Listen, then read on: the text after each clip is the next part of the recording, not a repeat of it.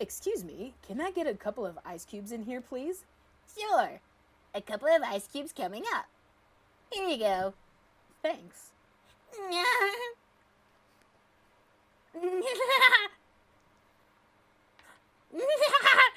April Fools! What did you do to my drink? You what? You asked for a couple of ice cubes in your drink, and I only put one. Hey, I guess that is kind of funny.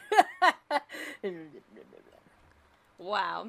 All right. I didn't know what that was at first, but maybe maybe the laugh helped it somewhat. But I like the "you what?" That's the best. Chocolate! I only bring that up because Rip headphone users. I was subbing for a 5th grade class the other day, and somebody brought that up, and I thought it was the silliest thing I had heard in such a long time. 5th graders know that old school episode of in SpongeBob? fact, they knew one of their big jokes right now is, it's not just a boulder, it's a rock. As it should be. I'm glad that they're doing the old school and not like something new from like the later seasons and be like, what? That's not even a quote, you know? Yeah. Like, you gotta go to like, jellyfishing, jellyfishing, jellyfishing, jellyfishing. It's gotta be something like that. Anyways, welcome back to yet another episode of Bump That episode 61. Thank you guys for clicking on today's episode. If you do not know who we are, we've got Brian in this corner. Are you Squidward? Take your time. We've got KT in this corner. Firmly grasp it in your hand. Firmly grasp it! And I'm Ileana, your host. We are Bump That. We're a couple of siblings who enjoy talking. A couple of siblings. A couple. What am I, a sack of doorknobs? A dozen, whatever, you know, numbers. Who like to talk about nerdy things and decide to talk about it on the internet and share it with you people. And here you are listening. So welcome. We've got an interesting episode to you. It's going to kind of be quick through some of the news segments, and then we're going to go into the Oscars, right? Oscars, correct? Yeah, it's like the pre-chunk, and then there's the actual chunk. So the Oscars are this weekend, and we're just going to be going through our top 10 movies of last year, 2021, to see if any of them will be up for grabs in the Oscars, or if they're just going to fail flat. So we'll be looking at that after our news segment, and then for the chunk, we're going to be talking about Disney and Pixar. Where do we see them in the next 10 years? So, stay tuned for that later on in the chunk. But for now, we've got some news. Kirby is coming out in 2 days. Are we excited? Are we? I'm excited. It looks really good. I had this realization today, whether or not it is an original thought. It's not. You know what? Is that it reminds me the concept of Kirby being able to transform, like he swallows something and then he takes on those powers. That sounds awfully familiar, right? Like something else we've seen on the Nintendo Switch before, you know, in 2017. Sounds like Mario Odyssey if you've played it. Yeah, Yes. if you played it or not. Yes. So a lot of other YouTubers have been talking about the exact same thing, where they're like, oh, the capture feature. You know, Kirby's doing the exact same thing. He sucks in like a traffic cone and then becomes a traffic cone, becomes a car, becomes this, that, whatever. So I've been seeing that conversation like, oh, we're getting open world Kirby, and it's also going to be the capture feature sort of thing. But, you know, it's more like he becomes... This is going to be a duh sentence, but instead of becoming like the personality of the person that Mario puts Cappy on, Kirby becomes just an item. So what he does with these items, you know, I'm sure it's going to be, you know, really different from becoming an actual person. I think it'll be more puzzle based. Yeah, like, okay, exactly, I have this exactly. object now. What do I do with it? Other Right. than like straightforward Mario was. It was just kind of like, oh, duh, use this object because you just watched it, and now do the exact same thing. So Mario become fish. Mario swim. yeah, exactly. So, but it is exciting for the Kirby fans because this is a new, I guess, direction, new 3D, genre. 3D world. Yeah, they haven't had that yet for any of the Kirby fans, so now it's exciting for them to be like, oh yeah, we're finally dipping our toes into open world, and then Sonic is also getting theirs too. So yeah, that's that looks exciting. really good too. I'm excited for the Sonic game too. I saw Arlo's video. Did you see Arlo's video recently? The 2022 one, I Yes, didn't get to watch it. yeah, 2022. By the way, go subscribe to Arlo if you haven't. He's the blue fuzzy guy. Yes, he's awesome. Great yeah, on keeping you up with Nintendo news. Yes. And so he was laying it out, just the plan for 2022 and how Nintendo is just knocking it out of the park. And not just Nintendo, but PlayStation as well, and a little bit of Xbox. Even though Gran Turismo 7 is having some difficulties right now. Just like my PS4, by the way. My PS4 is out the door pretty soon. Broken. Sad day. But anyway, Nintendo is going to have a pristine year this year, looks like. And so I'm excited. My wallet is not ready. But... no, I know it's bad. They're coming up with too many games. It's like, ouch. I'm not gonna have money to buy a house. Okay. I'm not gonna have money for anything. Like I was thinking, I need new shoes. I need new running shoes.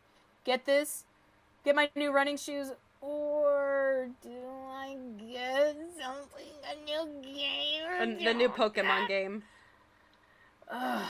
Yeah, do I? They're really coming for our wallets this year.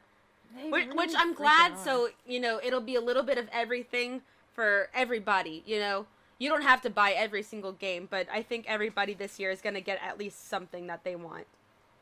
Yeah, whether it's the new Mario Strikers game, if you like that, or the new Mario, or Wii, it's not even Wii Sports, Nintendo Switch Sports, whatever that is. Or even like the new booster in Mario Kart. Yeah, which is really cool. I like those new tracks. If you haven't gotten them, you should. Especially if you have the Nintendo Switch membership. I think it's really cool. Yeah, the NSO. You should totally get the new tracks. They look really cool. They're really fun. Ileana and I played them last week. They're a lot of fun, so go check that out. The one where you're driving around Tokyo was like, wow, this is seriously accurate. Like, they made this map Tokyo, and so I was really excited about that one because I've been to Tokyo.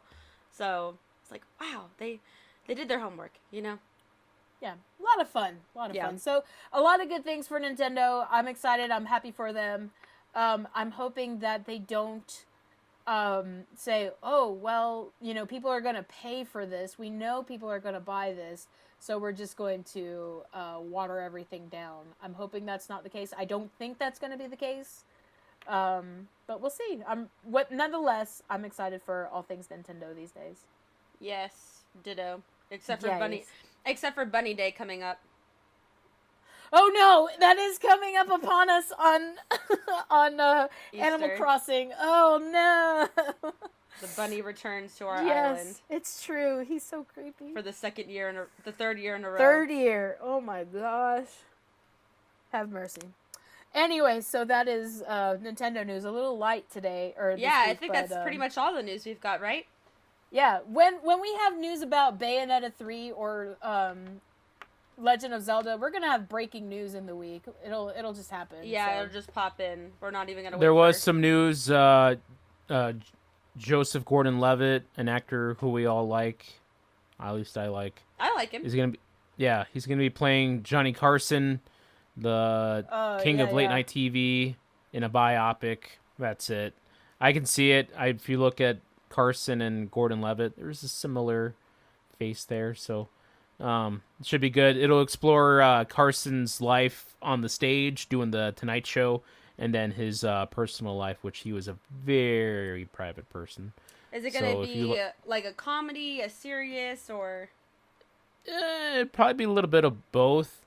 Because, more drama, Carson was hilarious. If you've seen Carson's stuff, if you watch, like, classic Tonight Show stuff. Carson was genius, just great. But he also was a very private person, and I mean, he was there for, like 3-4 decades of. What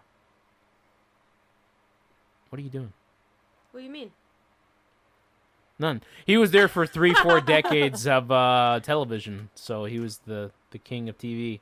So I'm looking forward to it because everybody loves a good bio. When what is the heck that... are you doing? Trying to do a show here? When is that coming out? They're filming right now, probably. Oh, okay. So it's in the works. It's not coming out yet. Yeah, no. So basically, what Katie and I are doing while Brian is talking, Katie is lifting weights, and I just painted my nails. We're just so listening to him. I was listening, however, yeah, me too. There's only so many hours in the day. We've really got to multitask. It's true. Man, I gotta. So, all right. I do this every week. I don't know why he's just now noticing. It's because I was flapping my arms in the wind, trying to get my fingers to dry. But that is it for our news segment today. Now we're going to go ahead and jump into, we've got the Oscars this week. And we have a film critic in the house, and his name is Brian. Brian, you are our film critic. And so what we're going to do for this will be a light segment. Brian is going to give his critique on what he thinks these top 10 films of 2021 will be. And then Katie and I will give our 2 cents of people who, just watch movies, not to critique, mostly to watch, enjoy, and, maybe come back to. So, Brian, why don't you take it away? Okay, thank you very much. So, top 10 films of the year. A lot of these films that I'm going to go over really quick are nominated for the Oscars, except 2 of them, because those are more of like the blockbuster films that I'll get into. But these are great films. It was kind of a lackluster year, I think, for good quality movies. And especially if you even take a look at the creme de la creme, the movies that are nominated for Best Picture, they were a lot of art house films. Interestingly enough, a lot of them came from the streaming services, which is pretty interesting. Now, I'm glad to see that, honestly, that even they're getting there. You can't ignore it now. You can't ignore Netflix and their power that they're making movies that are artistically Amazon Prime have too. integrity, but they're not going straight to theaters. So and they're getting their due finally. So with the top 10, I'm gonna start at number 10 really quick and just kind of blast through these. To me, one of the best fun movie thrillers of the year, edge of your seat, popcorn, watch it with the loved one in a dark room. Quiet Place 2, directed by John Krasinski, with his wife Emily Blunt. It's the sequel from this movie was supposed to come back again last year, or I think in 2020, but again, COVID, all that good stuff, it got delayed. But it was worth the wait because it again highlights what a great director Krasinski is, very Spielbergian in creating tension and thrills. It's a great popcorn blockbuster film. Recommend it, not for kids though. Next is a movie for kids, one of the best animated films of the year, Luca from Pixar, from Enrico Casarosa. It was a good film. It was a solid film, great animation, but again, is it Pixar's best? Absolutely not. I don't see it winning Best Animated Feature this year. I think that'll go to a film that's a little bit higher on the list. The next film we have is a very, very fun film. Good Western with an all African-American cast, directed by James Samuel. That's The Harder They Fall. It's a film that got released on Netflix, and it's got just a host of awesome up-and-coming African-American black actors and actresses. Regina King stars, Idris Elba. It's a must, especially if you love Westerns. It's a great Delroy Lindo, who got hosed last year for not getting nominated for Spike Lee's Da 5 Bloods, because that movie is incredible, and Delroy Lindo is a treasure. Next, the movie that's probably going to win Best Picture this year from the Academy, It's a movie that swept all the different awards and festivals, and that's The Power of the Dog. It's another Western film, but it's not a Western shoot-'em-up film. It's a Western film that's very slow draw, dealing with a lot of issues about masculinity and sex, but it's directed by Jane Campion, starring Benedict Cumberbatch and Kirsten Dunst and Jesse Plemons. Wonderfully acted film. It'll probably win the Best Picture this year. One of the best performances this year was by, oh crud, her name escapes me. What's the name of Twilight gal? Kristen Stewart. Kristen, yeah. Yeah, Kristen Stewart. She gave one of the best performances this year as Princess Diana right before the divorce with Prince Charles in the film Spencer. Just a wonderful, deep portrayal of Princess Diana and all the struggles she had to go through being the queen, the princess, and the future of possibly becoming queen. Great film. Highly recommend it. Currently streaming on Hulu. Check it out. It is a deep, deep character portrayal, though, but just a wonderful performance. I really want to check it out, honestly. Do recommend it, absolutely. Next is a film currently streaming on Disney Plus. Unfortunately, it would be a great film if it came out any other year, but it has a few things going for it, going against it. It is a remake of a very popular film that won Best Picture back in the 60s. It didn't do well at the box office. It did not do well. Even though it was a holiday release, it's a musical with my dad, Steven Spielberg, directing it. West Side Story is a great, great movie. It's a lot of fun. It's a great watch. The visuals are amazing. It's Spielberg at his best. But the movie just didn't hit all the right notes this year. I don't know if it's going to... It'll probably win Best Supporting Actress for Adriana DeBose, just like Rita Moreno won her Oscar so many years ago. Adriana DeBose will win the Best Supporting Actress award easily. It's hers. She'll win it, no problem. But it was a great film. Definitely recommend it. Currently streaming on Disney+. Next, one of the best dramas of the year, Maggie Gyllenhaal making her feature film directing debut with The Lost Daughter. Again, a very, very artistic, well-acted drama. Highly recommend on Netflix. It's one of those films that middle America, they're afraid to watch because it pushes the boundaries of what, how you're supposed to live your life and all that sort of thing. But it's an exquisite drama. And here we go. The top 3, the best animated film of the year. Absolutely.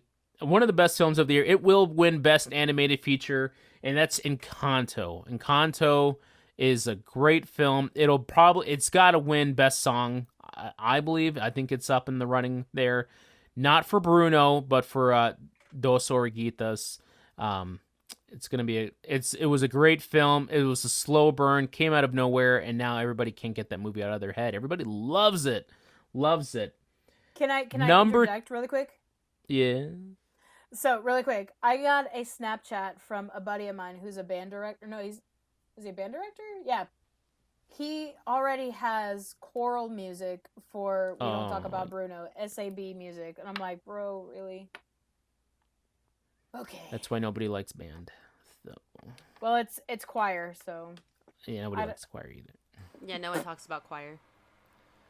We don't talk about choir, no. Anyways, a movie that I just saw this past weekend, just in time. I wish this movie got a lot more recognition. I think it was a great film. Again, it's a musical. It was a good year for musicals. If you like musicals, I like musicals. I'm okay with them. But Peter Dinklage portrays Cyrano de Bergerac in Joe Wright's musical version of the film. It is a lovely, romantic, sweeping film with Peter Dinklage as the heartthrob poet, Cyrano, who wears his heart on his sleeve for his love for Roxanne, played by Haley Atwell, is a wonderful, wonderful film. Can't say the visuals are amazing. The music is amazing. Peter Dinklage was not nominated for Best Actor this year. It is a crime that he wasn't nominated because he is spectacular. And finally, the best movie of the year, and according to me, Brian Bauman, and will win the Oscar for Best Actor after all these years. From The Fresh Prince of Bel-Air all the way to King Richard, Will Smith will win Best Actor for King Richard. It is an awesome, inspirational film about the rise of tennis stars Serena and Venus Williams. It is a must-see movie. It is the best movie of the year. Watch it with your dad. Watch it with your mom. Watch it with your grandma. Watch it with everybody in your family. It is very low PG-13 movie. The whole family can watch it. So inspirational. When Will Smith does these inspirational films, he knocks it out of the park. It is just a fabulous movie. Great performances all around.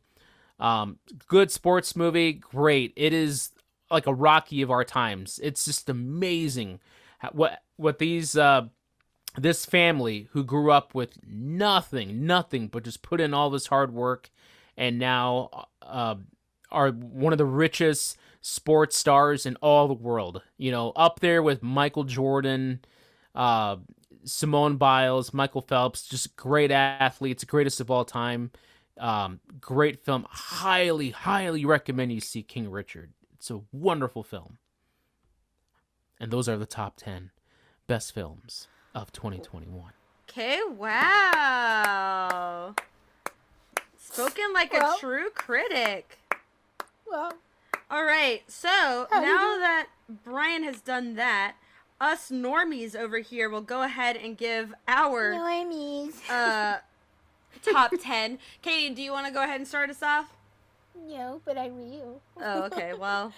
So I only say no because I honestly didn't see a lot of movies last year. And neither did I. So the movies that I did see were really good. So I'm really just gonna mention just two.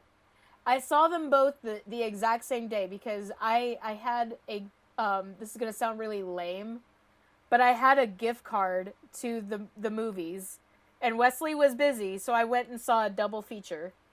And I saw that day I saw Spider-Man No Way Home, as well as Matrix Resurrections. So I'll start with The Matrix because I liked that better actually than Spider-Man. I liked it more. And that is an unpopular statement that The Matrix was good, I guess, because not a lot of people liked it, I suppose. The critics surely did not like The Matrix Resurrections. I thought it was excellent. I thought that it was a great commentary on life as we know it. It was very dark and gritty. It was very honest and bold. I liked all the characters. I didn't see anything weird with what they did with the characters because, spoilers, in the previous Matrix, pretty much everyone died. Neo died, Trinity died, but you know, that was it. And so you're like, well, how did they come back? Well, you just have to watch the movie. And the way that Neo is just recreated, it was just so good. It's so now. And I love it. And the commentary of shallow, business-like people where they have their cut-off pants and they just wear their Toms to work. And they're just so empty and just business-like. It has a meaning and a purpose, and I saw what they were trying to do, and I was like, yeah, I agree with this. I can get down with this. Fight the power. Yeah, and so tying it in with The Matrix, it was a stretch, but they did it. They convinced me. They totally 100% convinced me, and it was just a fun movie, action-packed. That movie was over 2 hours long, and I did not get bored once.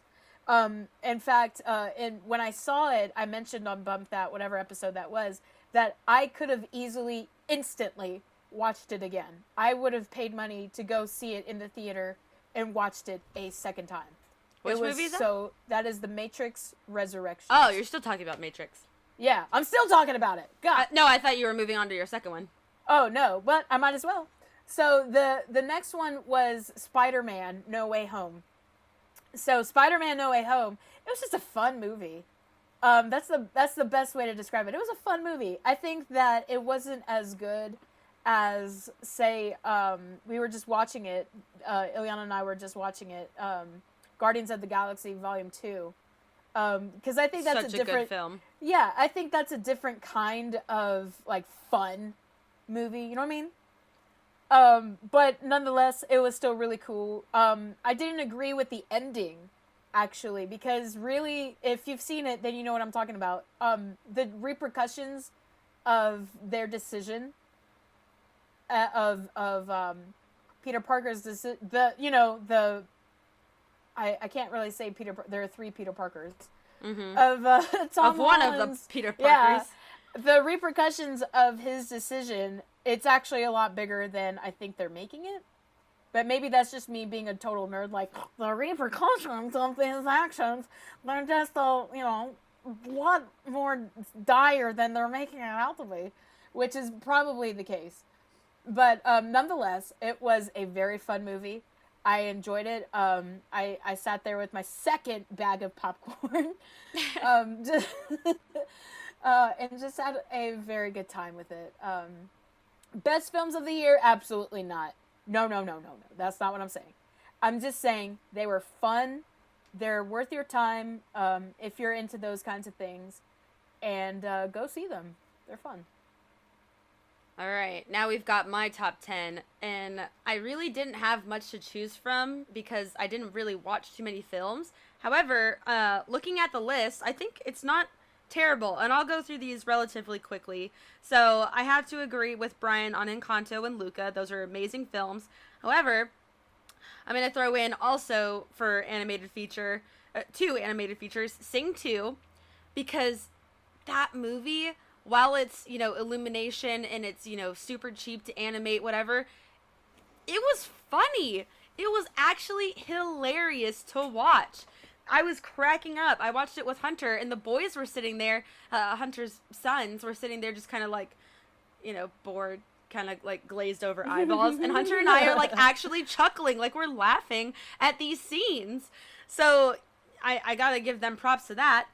And then the other one is Mitchell's versus the Machines. While it was super hyper, it was a great story. They did a great job with the animation, the colors, the characters. They're fun and engaging. However, it's very Cal Arts feely, where the people from California art institution over there, they have this like certain feel. They want to feel different. They want to be bam, bam, bam, just like how Katie was in the film.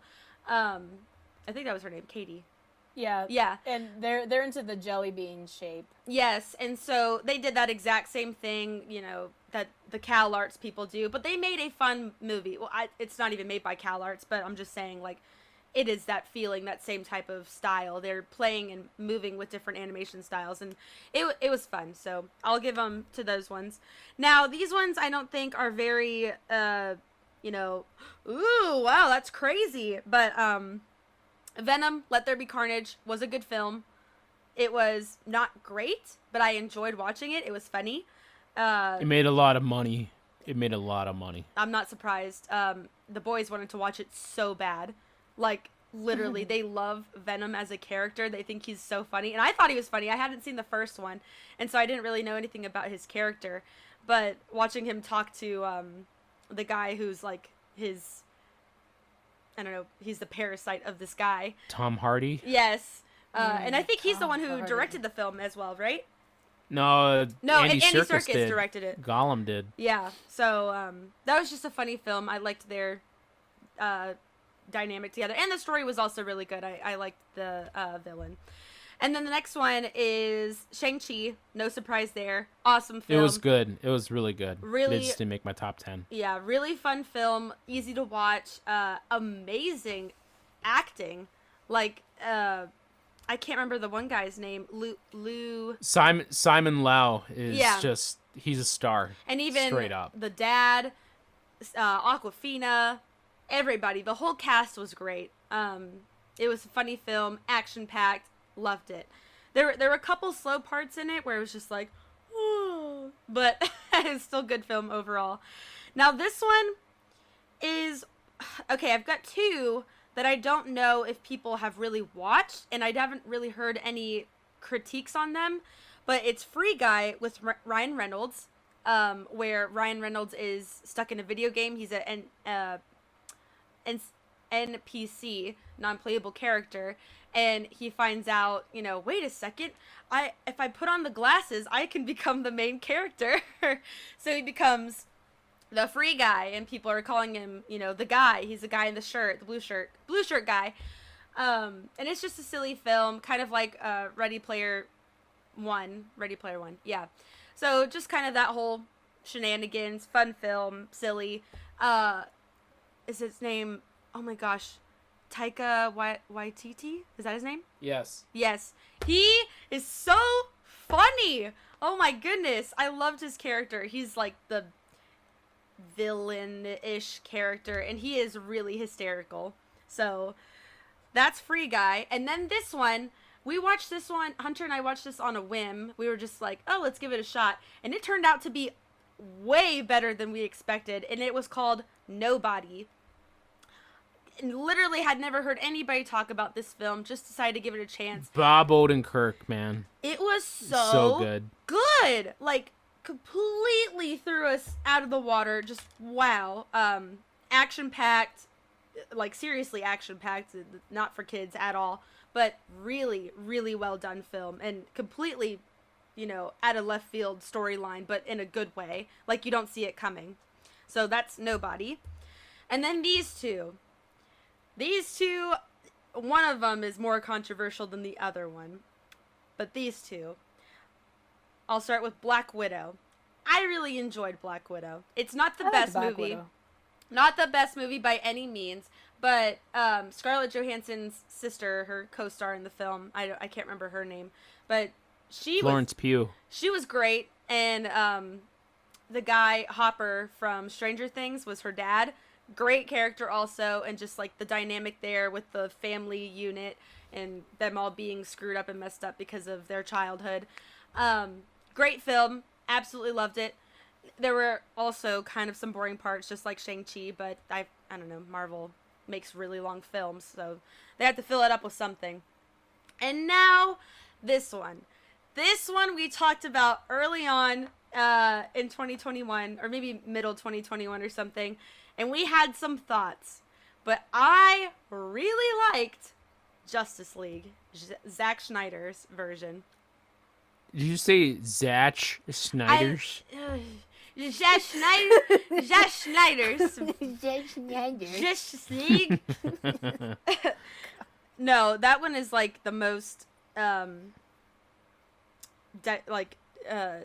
The most incredible. No, I'm trying to diverse. Like, people have differing opinions on this one, most definitely. One, it's super long. Two, the aspect ratio is 4:3, and people are like, why? It's artistic choice. I don't know. I can't remember. Was it in black and white? Yeah, some parts of it was, I think. I can't even remember. I just remember I liked the film. But most people hated it. Because they were like, it's too artistic, it's too blah, whatever, why is it made like this? It's too long, no one cares. Bada bing, bada boom. But I still really liked it. And that's my top 10 for 2021. Alright. Oh, one I did want to ask you, Brian, was did you watch Dune? No, I was not able to see Dune because it's on HBO Go.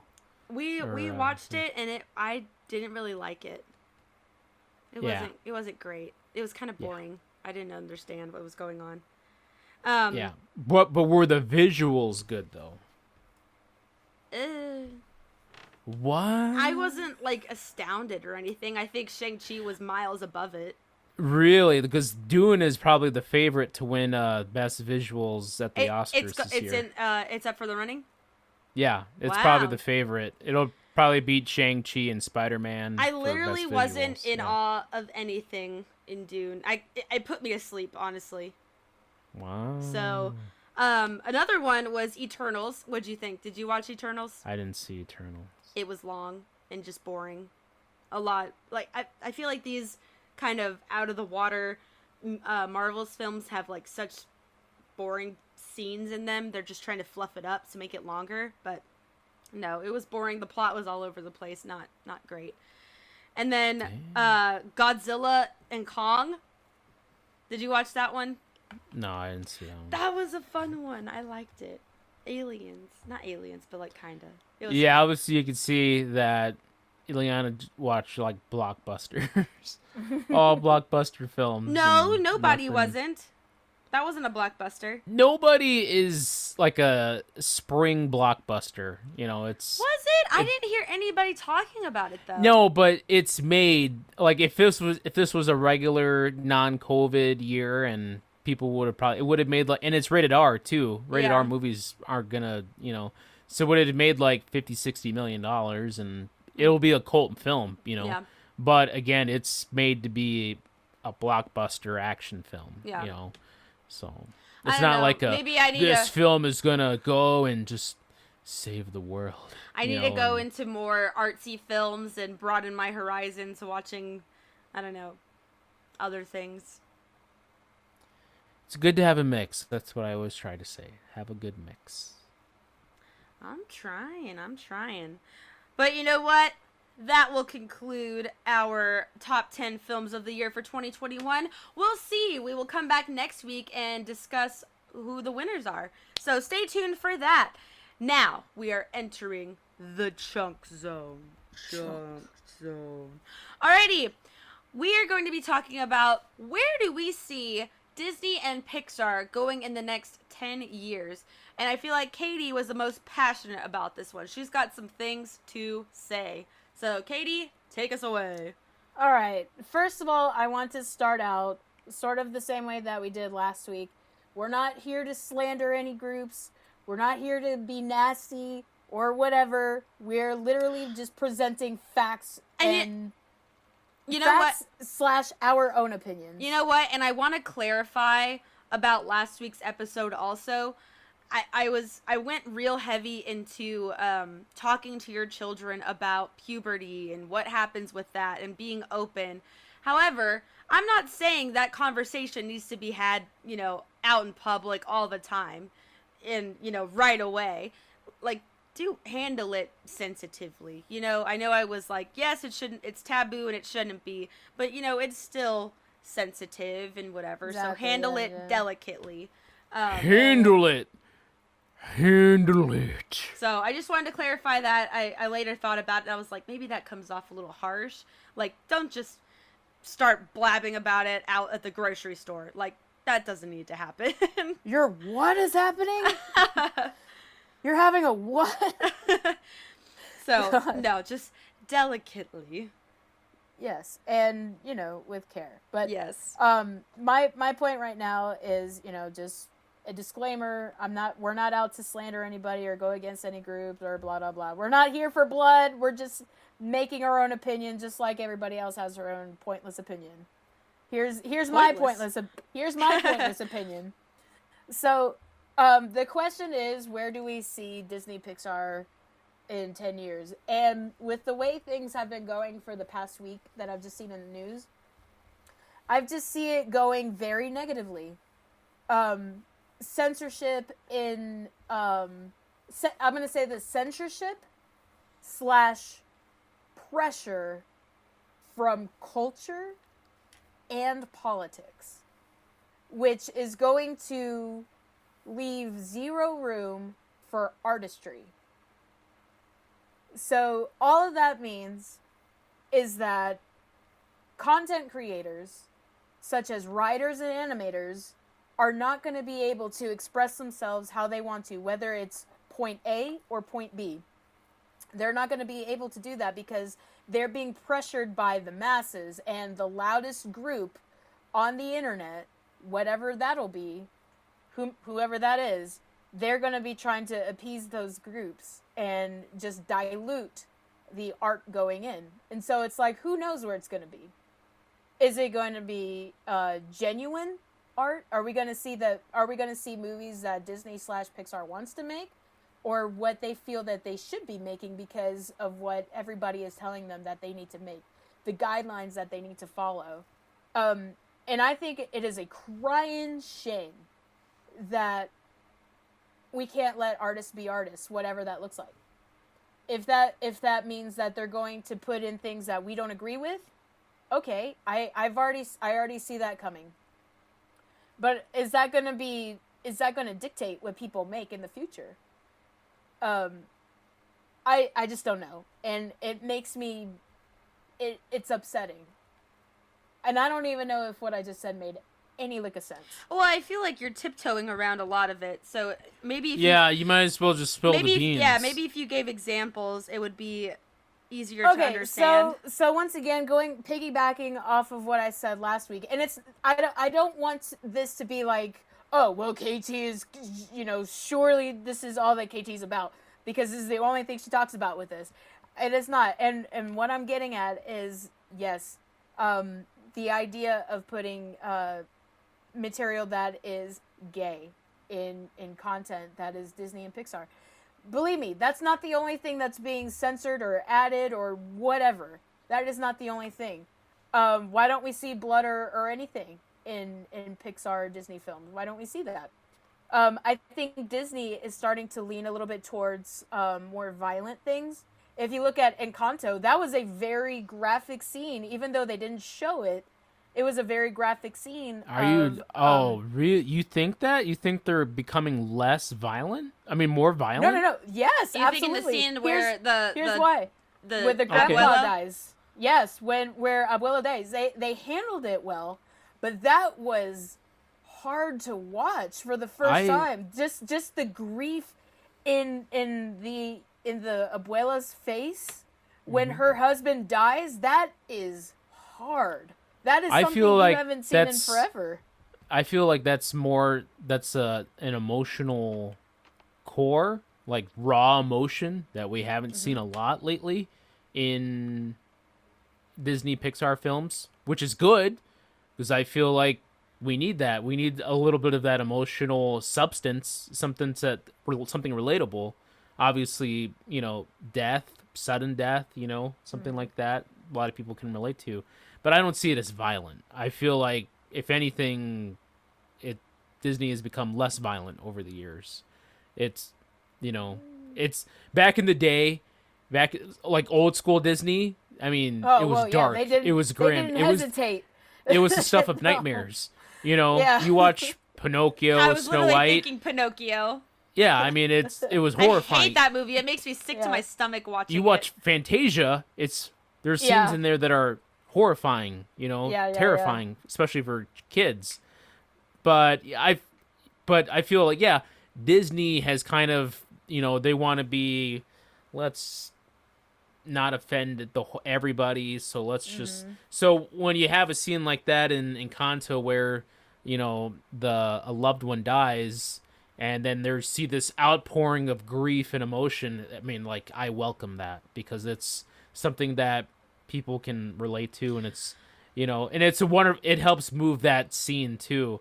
Like, we know now where this, abuela, who's kind of like, be special, be amazing. Now we know kind of a little bit more of where she came from and how the miracle came to be, and it came from something of pure emotion and depth. So, I mean, that was great, but I don't see it as violent, though. I think my major point is Disney and Pixar are listening too much to whatever is going on, to whatever group is screaming at them. Yes. And is sucking away at their artistry. In fact, that is my point. And what is going to become of that? I don't agree. know. No, I agree wholeheartedly. I mean, again, it's Disney is a huge corporation.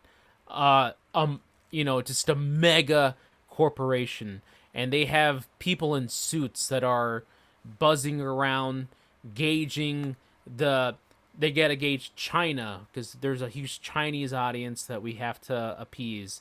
We got to appease Middle America. We got to appease the liberal America and all these different people. So they try to put stuff together that's can cookie cutter size fits all sort of thing. While there's no art, because I agree with you on that point. Walt Disney, he didn't care. He didn't give a dang. He went in there and he was like, Shoot all the moms. seven dudes. Seven dudes living with one chick. He didn't care. All right. Or even in the great renaissance of Disney animation, there was a lot of stuff, a lot of jokes in there that went over our heads when we were kids. They were like, we don't care. We don't give a dang. If this is going to offend some mom and dad in Missouri, because they're like, oh, my kid can't watch this. Why is Scar acting so... My son is not going to be... he's not going to watch a meerkat dress in drag. That is just... No. Yeah. No. So they get all offended about something like that. It's just foolish. It's garbage. They don't care. You think those guys, those great animators that made those amazing films, Genie is like, oh, Al, I'm getting fond of you, kid. Not that I want to pick out curtains or anything, That went over our heads. We had no idea what that meant, but it was hilarious because it was Robin Williams at the top of his game. He's an artist, man. He doesn't care if you get offended by that. So let these people make their art, It doesn't have to be politically correct, And that's what I kind of wrote down for this whole segment was literally I have this written down. I believe Disney will stay cookie cutter, but Pixar will allow different styles. I think Pixar is allowing these different stories to be told. They are keeping their artistry, and I don't think necessarily story-wise, but I think artistically as well. They're trying to break the mold of how Pixar has been all of these years, all throughout the, late 90s, early 2000s. They are trying to break this and let new artists come through and, make their mark on Pixar. Let them show that Pixar is more than just the cookie cutter stamp that Disney has them, out to be every single time. They're like, we're going to give a different type of story. We're going to give a different type of animation. You may not like it, but it's artistic. It is artistry. We're doing something different, While Disney is going to stay in the safe zone, most likely. But with that though, and like the past two films that have come out, Encanto, Turning Red. Yeah. Both films are very similar, if you want to say. They're very, it has very to similar. deal with a girl. There is a cultural background. There is a problem, and then solution.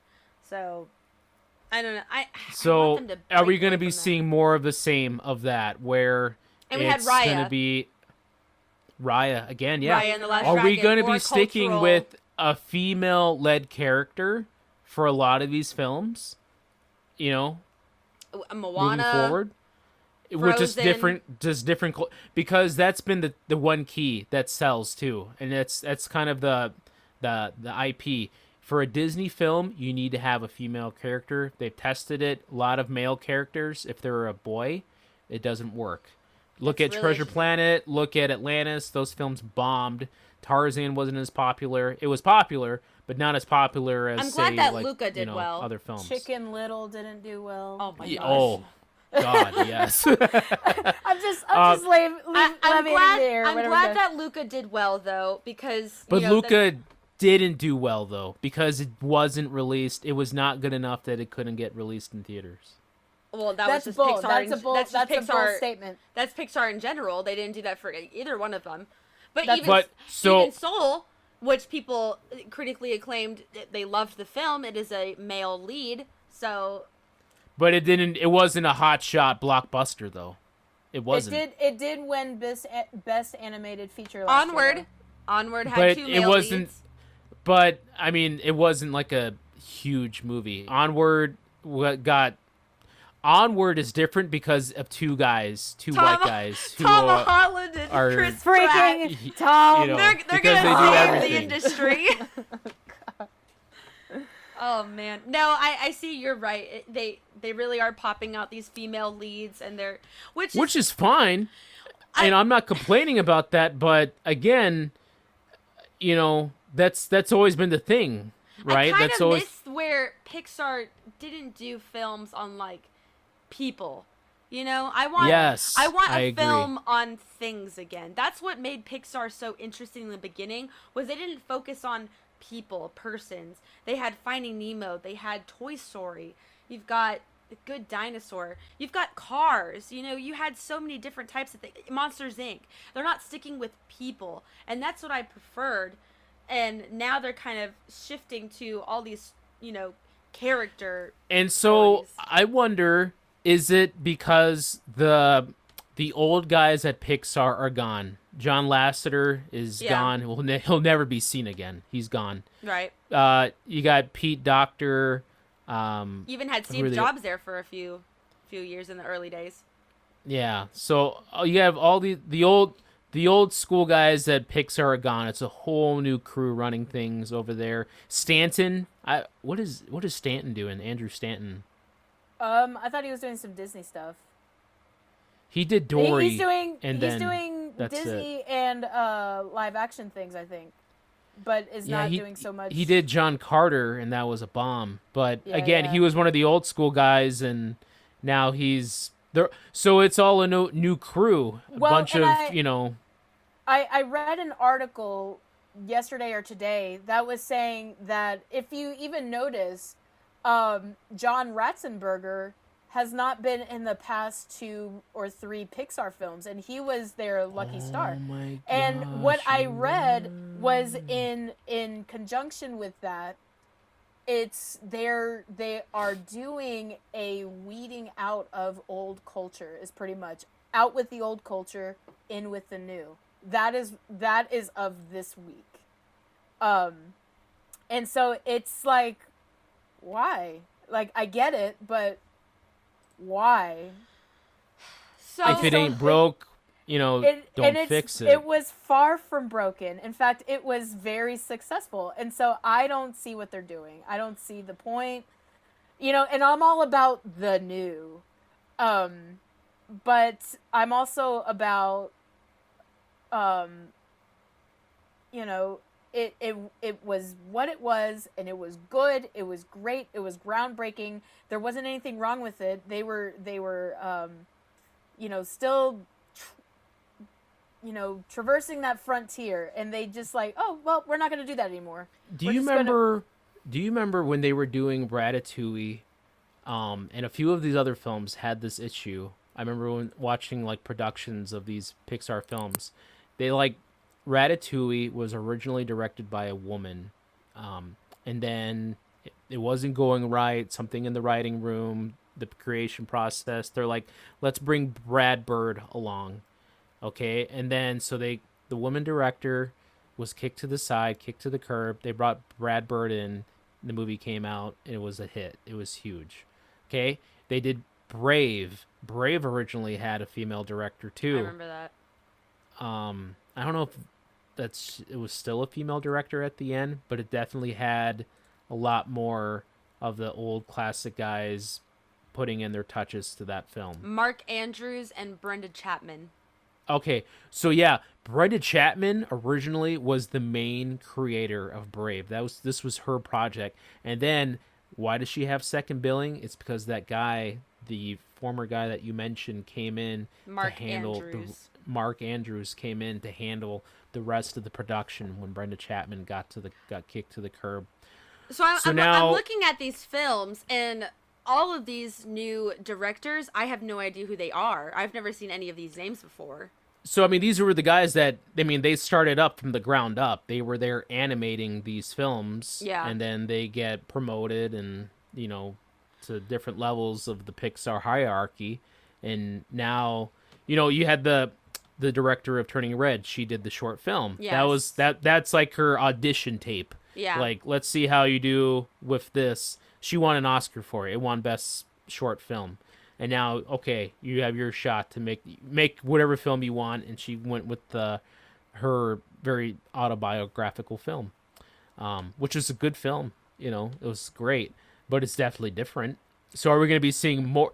Are we going to be seeing more of that from Pixar, or these high concept Cars films, Wall-E films, Ratatouille films, the Up films? Are we going to be seeing less of those and more personal stuff that's not high concept? Like, what if we took a trophy and the trophy was lost and needed to find a kid who was a winner? I don't know, just stuff like that. That's what they did. No, they were in a room, they just had tossing out like that, ideas. I know, but a bell that couldn't ring that needs to find its ring again. The Luxo lamp. I always wanted to film with the Luxo lamp for some reason. What if an ant couldn't take directions from the queen and went off on We've already had an ant movie from Pixar. That's what I'm saying. That's what it was. That's what what if the ant didn't want to work anymore?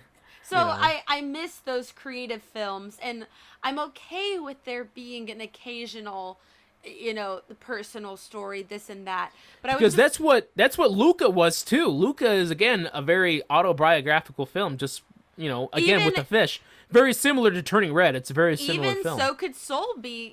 You put your place in the in the guy's shoes, and you're looking at your life, middle aged or something like that, and you're like, absolutely, my life is, what have I done with my life? I've been wanting this for my whole life, and now I've got it. It's not even what I want. What do I do now? So all of these movies that have been coming out recently, Coco also is one of those where it's just, I want to follow my dream. I'm going to follow my dream. And while it did have a fun aspect, with the skeletons and everything, it was still a human protagonist. And The Incredibles 2, human protagonist. Coco, or I just said that one, but Turning Red, Soul, Luca, the only ones that came out that were not human protagonists out of the last 8 movies were, let's see, 1, 2, 3, 4, 5, 6, 7, 8, was Cars 3, Toy Story, and Onward. The rest of them were all people movies, and the next upcoming film is going to be another people movie with Lightyear coming out. So I really am seeing a lack of, not creativity, but creativity, if you know what I mean. Yeah. People using the stories are humans... creative, but they're stories we've heard before. There's not any other aspect or direction with the story other than this happened to me in my childhood, or this was my story and you guys can relate to it too, which I said is okay. But I miss the Ratatouille. That story never happened to anybody. No one put a rat on their head and it started pulling their hair, Says you. Shows what you know. No one had a talking car that decided to win the Piston Cup, Movies that I miss. A fish loses... Breaking news on the news tonight, NBC. Nemo is lost. We gotta find him. Repeat, Nemo is lost. Those stories are creative. They are exciting, interesting, new. And I miss that stuff. And I think way back when we did an episode of our top, we drafted the top Pixar films. And I think if you were to go back to that and look at all those films, they would all be films that went outside the box. Like, from the get-go, from the beginning. If you look at Wall-E, there's no other Disney movie like Wall-E. Yeah. Nothing. There's nothing like it. It's an apocalyptic film, science fiction, like almost adult science fiction. It gets really hard-nosed. Really was not very childlike. Yeah. Almost a quarter of the film, there's no dialogue whatsoever. Very silent. You have to really watch the motions and everything. So, which I miss and I crave, because that was peak Pixar, And we always forget about Disney too, but what would you say was the most creative Disney film of the past 10 years? I would have to If look you had at to their say one. list. I don't even know.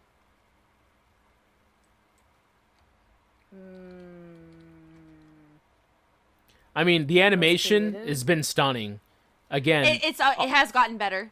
the animations have been stunning. It's definitely better than, I mean, you know, I would say, for me, Princess and the Frog, I would say was, but it was very No. classical. But it was a very, it was not most creative, but it was very classical film, and it was very refreshing. That's what I'm going to say to that.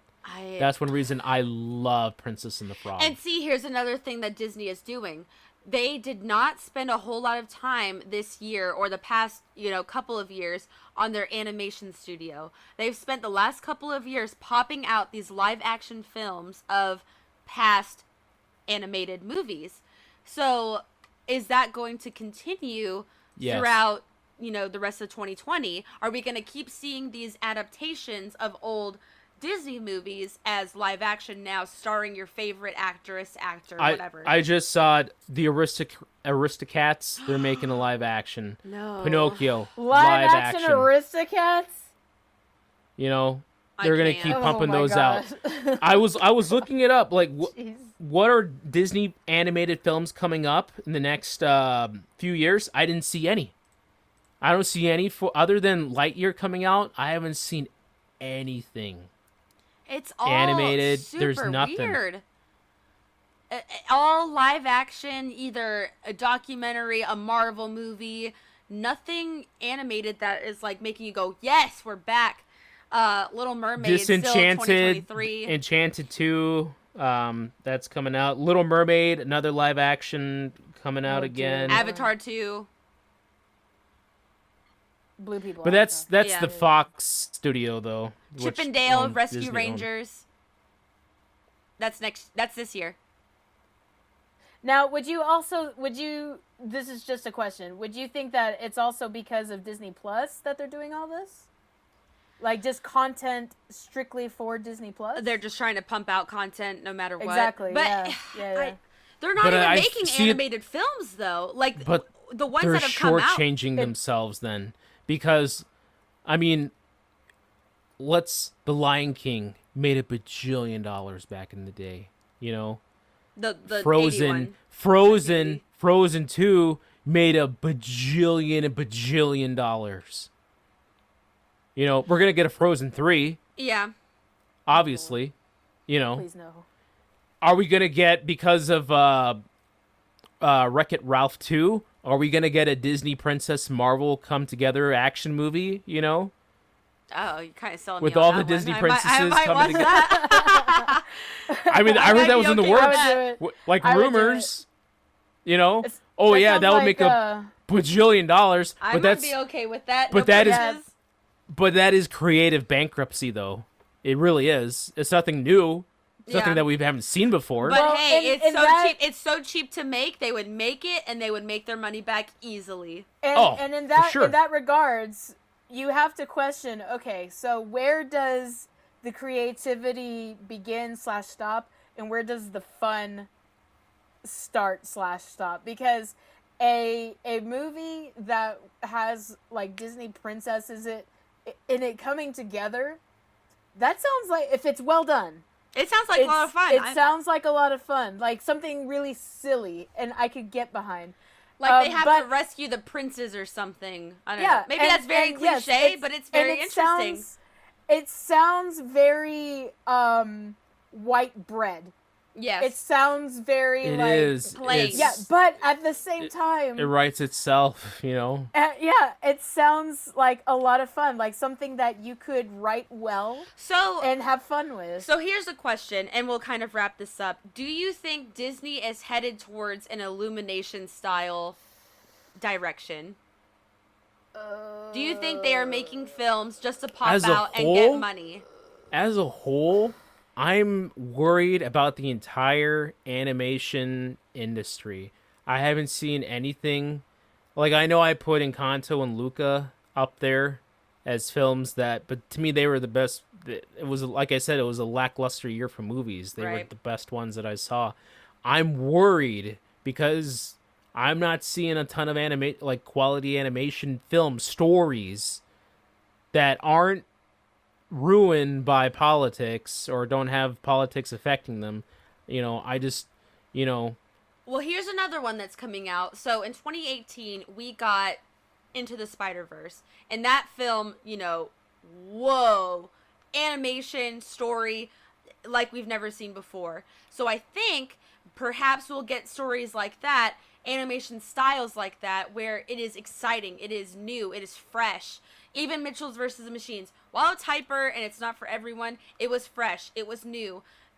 Something that hasn't really been explored yet. So we've got all these cookie cutter Disney films that we've been seeing. Luca, Turning Red, Encanto. It's all that Play-Doh character style, whatever, in a very simple story. I'm thinking if we have, we've got the Pixar, or we've got the Netflix, we've got HBO, we've got Disney Plus. I think they'll let the reins go to different creators to pop out more interesting movies. Will they be for everyone? I don't think so. Like Mitchell's versus the Machines was not for everyone, but the people who liked it were like, "Whoa, this is so cool, so new." Even Into the Spider-Verse, so cool, so new. And we're getting the sequel soon. So I have hopes for like the indie scene, something like that, but for the not indie scene, like the very casual, I'm definitely going to go see this Disney film because it's a Disney film. I don't have high hopes for them. I think they're all going to be stamped the exact same, Yeah, I 100% agree. Or even like, gosh, Klaus. What a completely different style change that we've seen. And that's a Christmas film, But even if they start to bring out creators like that, just popping out different styles. And I think that you bring a really good point up, that I think these studios need to look at existing IP that hasn't been touched before and give it a new treatment. I'm thinking about, like you said, Klaus, Santa Claus. Yeah. Okay, what about, like, I don't know, I'm just throwing stuff out there, top of my, like, Babar. Remember Babar the elephant? Dude, I was just talking about Babar with our media specialist at school.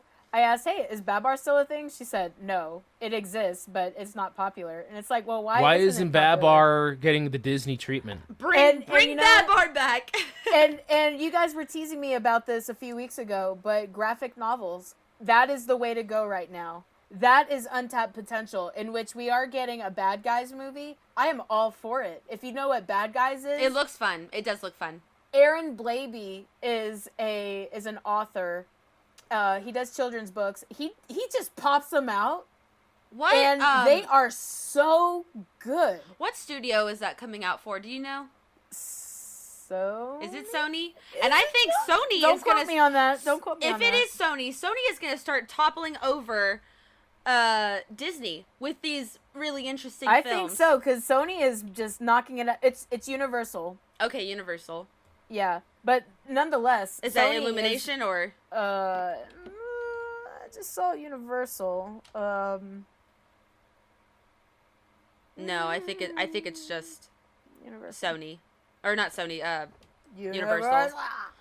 Either way, I think these other these other companies, whatever, are gonna start toppling over Disney in creative styles, in stories. Because Disney is being so cookie cutter, they're like, we'll just reuse the old ones, Yeah. So I've got my final note is, I'm wary for Disney and Pixar. Even DreamWorks, I'm wary for them. But they haven't popped out a good movie in a while, have they? The last one was maybe Trolls World Tour. Maybe. I liked that one, but I mean, but that was their last good one. That was one of recent memory that I can, friggin' remember. Which I don't know. They've got potential too, but I think it's being squandered. We're gonna get Madagascar 5. Actually, we're getting Megamind 2. So. Oh, nice. Oh God. I liked Megamind. Ugh. We just need B movie. B movie. Be The mine Beast forever. Strike Back. One The thing, Beast Strike again, Back. one thing I'm going to say before we wrap it up. Again, tap IP that hasn't been tapped in a long time. Do some Bible stuff, Get Yeah. into that. I think it can be done. It can be done. Absolutely. We saw Prince of Egypt, and it can be done really well, and give us you can have an holiday audience. films. They don't really touch that whole thing a lot. Give us a really nice Halloween film, about the headless rider, horse The Headless rider. Horseman. Yeah, that one. I don't know, just something. Thanksgiving film. Yes, Kate. You know what we have to look forward to at the end of this year, guys? Mario. Also for Universal, Mario. I'm looking forward That's to what we that. have. Chris That's Pratt what we have to with look forward with a to. star cast, dang it, a star-studded cast. That I'm Oh. really looking forward to it. Keegan Michael Key is Toad. Oh, boy. Charlie Day is Luigi. Oh gosh. What's her name for Peach? I can't remember her name. Zendaya? No. Oh my Now god. that would be so funny. You're like, oh gosh, we can't escape these two, Tom Holland and Zendaya. Oh my god, can it be Scarlett Johansson as Peach, please? Scarlett She Johansson as played Peach. the porcupine in She'd be Sing like- 2. She'd be like, I can't even say it. Never mind. I need my own censorship. I'm sorry. Anyways, with that, we want to know what you guys think down below. Do you think we're, exaggerating, or do you think we're spot on with Disney Pixar in 10 years? Let us know down in the comments below. Also, let us know what your top 10 films of 2021 are. What do you think is going to win in the Oscars? Let us know in the comments down below. And also, if you haven't already, hit that subscribe button. We would so appreciate it. And give us a like if you enjoyed this week's episode. Next week, Katie, what are we talking about?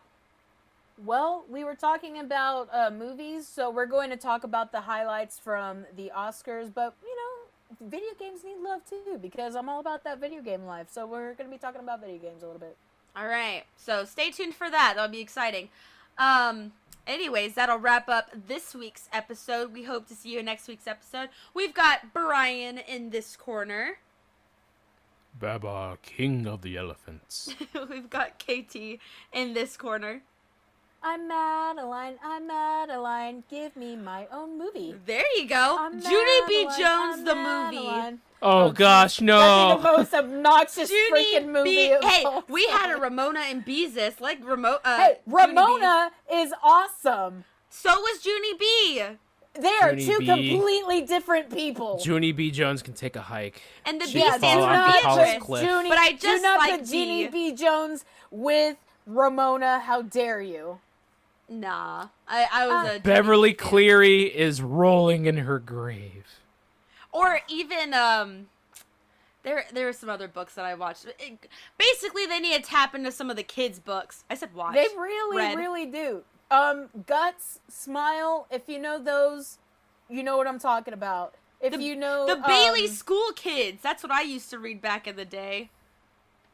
The Bailey School Kids. You never heard I of don't those even books? It was like weird supernatural characters at just normal everyday life things, like a ghoul working in an ice cream shop. Fun stuff, simple stuff. Give me Dog Man. Pig the Pig Pug. the Pug. Pig the Pug. I'm all for it. I'm signing out. Pig the Pug all the way. 2024. Pig the Pug for president. Thank you guys so much for listening to this week's episode. We will see episode 61. We will see you next week. Bye-bye. Pig Bye. the Pug. Pig the Pug.